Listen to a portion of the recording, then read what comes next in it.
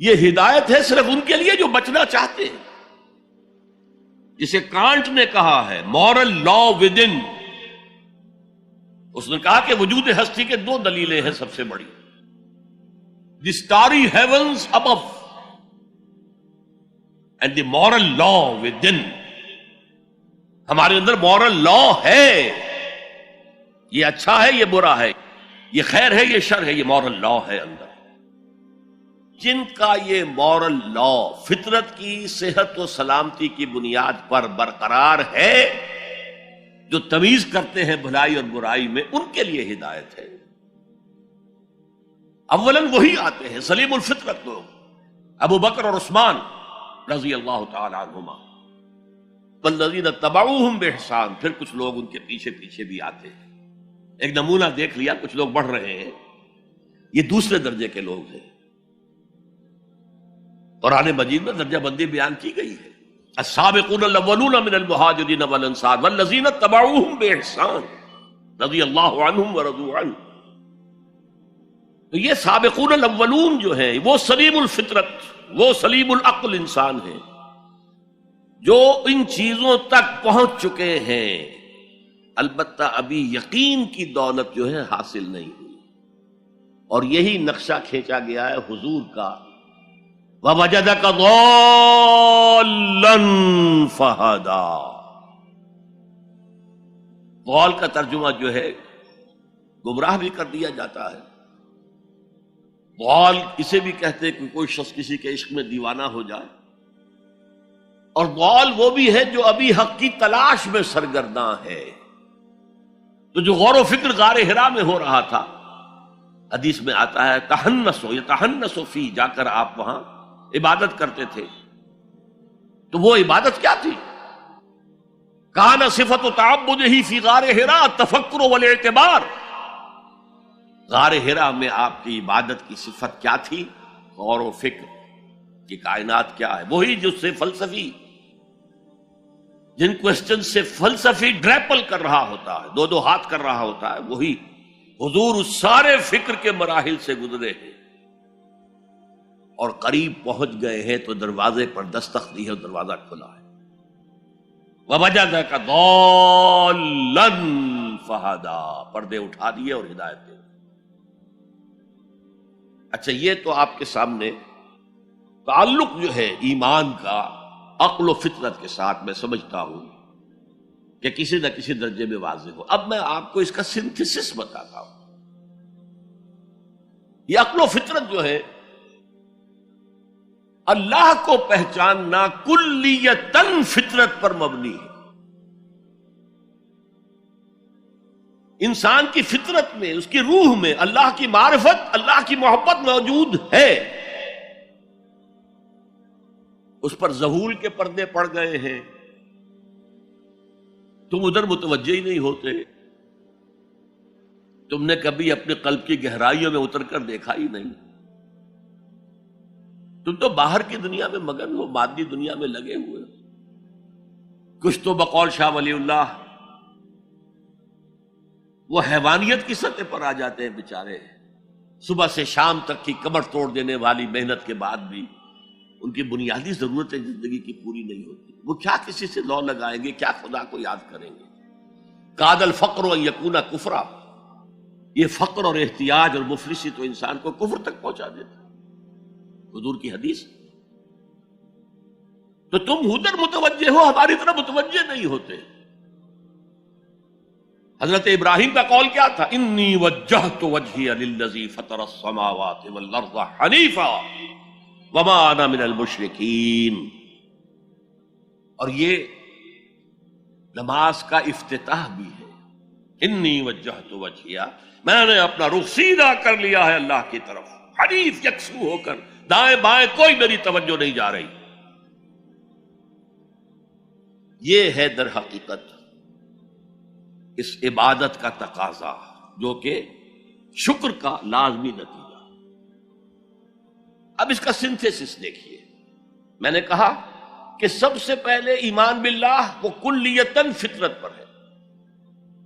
اسی لیے کانٹ نے یہ ثابت کیا، ایک کریٹیک آف پیور ریزن، اس کی کتاب جس نے ہنگامہ پیدا کر دیا تھا پورے یورپ میں. اس وقت تک کرسچینٹی ڈومیننٹ تھی اور مذہب ایک اہم عنصر تھا انسانی زندگی کا. اس نے کہا اللہ کے وجود کے لیے جتنے منطقی دلیلیں دی گئی ہیں سب غلط ہیں، میں سب کو کاٹ کر دکھاتا ہوں. جیسے ہم کہتے ہیں لوہے کو لوہا کاٹتا ہے، منطق نے منطق کو کاٹ دیا. There is no logical reason to prove the existence of God. A critique of pure reason. میں نے کہا تھا پیور ریزن، عقل خالص جو فطرت سے رہنمائی نہیں لے رہی. وہ فلسفہ جو ہے اس کی منزل کیا ہے؟ ایگنوسٹسزم یا اسکیپٹسزم، لا ادریت یا ارتیابیت. پھر اس نے ایک کتاب لکھی بعد میں، کریٹیک آف پریکٹیکل ریزن. اس نے کہا کہ عملی طور پر انسان اخلاق حسنہ اختیار کر ہی نہیں سکتا جب تک کہ خدا کو نہ مانے. یہ نیسیسٹی ہے انسان کو کہ مانے.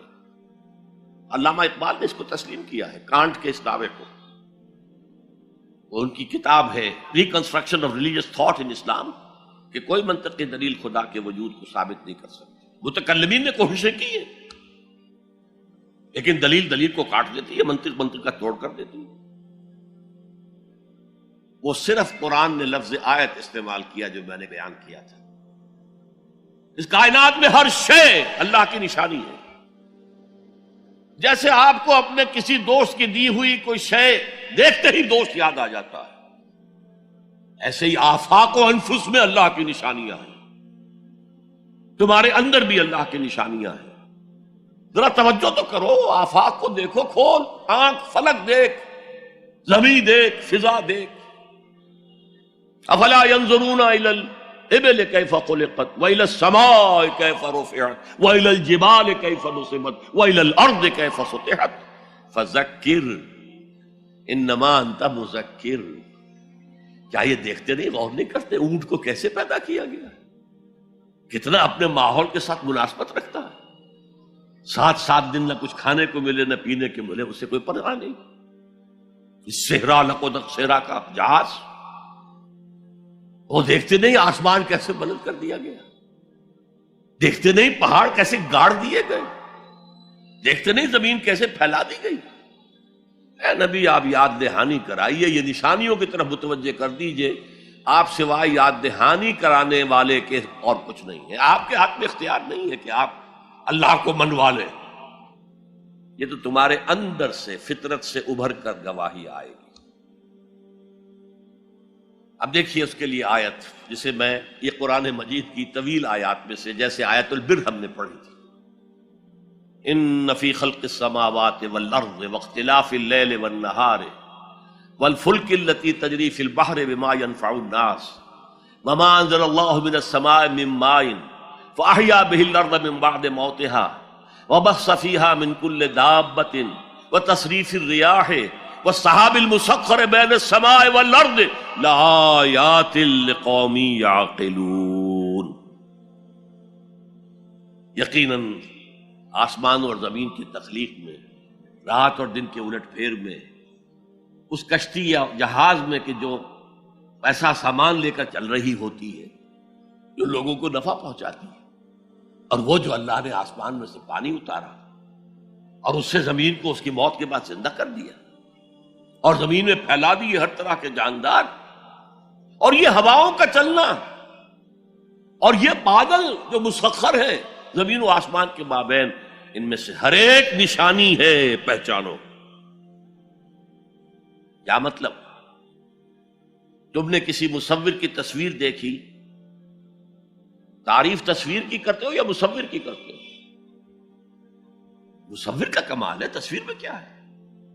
ہاں وہ اپنے منہ سے بول رہی ہے، اپنی زبان حال سے اپنے بنانے اپنے مصور کی تعریف کر رہی ہے. تو کائنات کا ذرہ ذرہ اللہ تعالیٰ کی نشانیوں پر ہے. شیخ سعدی نے کہا، بڑا پیارا شعر ہے، برگ درختان سبز در نظر ہوشیار ہر ورق دفترست از معرفت کردگار. یہ جو سبز درختوں کے پتے ہیں، ایک نگاہ ہوشیار جو کہ ان کی حقیقت کو پہچان سکے، اس کے نزدیک ہر پتا معرفت کردگار کا ایک بہت بڑا دفتر ہے۔ اور آج ہمیں معلوم ہے ہر پتا ایک فیکٹری ہے، فوٹو سنتھسس کا عمل اس میں ہو رہا ہے، سورج کی انرجی کو جذب کیا جا رہا ہے۔ برگ درختان سبز در نظر ہوشیار، ہر ورق دفتر است از معرفت کردگار۔ تو جو آیت میں نے آپ کو سنائی اسے میں نے نام دیا ہے آیت الآیات۔ اتنی آفاقی آیات کسی اور آیت میں جمع نہیں کی گئی جتنا بڑا گلدستہ ہے یہاں۔ ان فی خلق السماوات والارض واختلاف اللیل والنہار والفلک التي تجری فی البحر بما ينفع الناس وما انزل اللہ من السماء من ماء فاحیا به الارض بعد موتها وبث فیہا من کل دابۃ وتصریف الرياح والسحاب المسخر بین السماء والارض لآیات لقوم یعقلون۔ دوسری طرف تمہارے اندر بھی ہے، سنوریہم آیاتنا فی الآفاق وفی انفسہم۔ بے دل نے خوب کہا تھا، یہ چوٹی کے شعراء میں سے رہے ہندوستان کے، یہاں تک کہ غالب کو کہنا پڑا کہ طرز بے دل میں ریختہ لکھنا اسد اللہ خان قیامت ہے۔ آسان نہیں ہے طرز بے دل میں اردو میں شاعری کرنا، وہ فارسی کے شاعر تھے۔ ستمست گر ہوست کشد کے بسیر سر و سمندرا تجھے غنچہ کم نہ دمیدئی در دل کشا بچمن درا۔ کتنے ستم کی بات ہے، تمہاری خواہش آمادہ کرتی ہے کہ چلو چمن میں دیکھو، پھولوں کی بہار دیکھو، درختوں کی بہار دیکھو، گھاس کے اوپر چہل قدمی کرو۔ ارے تم خود ایک پھول سے زیادہ کھلے ہوئے ہو۔ کبھی اپنے دل کا دروازہ کھول کر اس میں داخل ہو کر اپنے حسن معنوی کا مشاہدہ کرو۔ ستمست گر ہوست کشد کہ بے سیر سر و سمندرا تجھے غنچہ کم نہ دمیدئی، دمکتا ہوا غنچہ ہو تم خود در دل کشا بچمندرا۔ آیات الہیہ اندر بھی موجود ہے۔ اچھا، ان آیات کے ذریعے سے اللہ کی پہچان ہو گئی، اللہ یاد آ گیا، تھا اندر موجود، اللہ کی علم اور معرفت موجود تھی، پردے آ گئے تھے، ظہور تھا۔ یا جیسے ایک جگہ کہا گیا کلا بل رانا علی قلوبہم، ان کے دلوں کے اوپر جو بھی بدکاریاں وہ کرتے رہے ہیں اس سے زنگ لگ گیا، حجابات آ گئے۔ شیخ علی حجویری رحمت اللہ علیہ، جنہیں داتا گنج بخش کہا جاتا ہے، اگرچہ یہ لفظ نہیں کہنا چاہیے، انہوں نے کتاب کا نام کیا رکھا؟ کشف المحجوب۔ جو پردے میں آیا ہوا ہے، اوٹ میں آیا ہوا ہے، اسے کھولنا۔ تم اوٹ میں ہو، تمہارے اندر موجود ہے اللہ کی معرفت۔ البتہ اس کا ایک نتیجہ یہ نکلنا چاہیے، اب تمہارے لیے محبوب ترین ہستی اللہ ہو جائے۔ جیون جیون ہر کوئی آنکھیں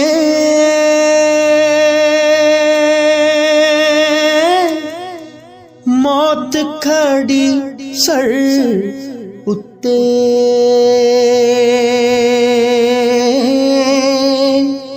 تیرے نالوں لکھ لکھ سونے،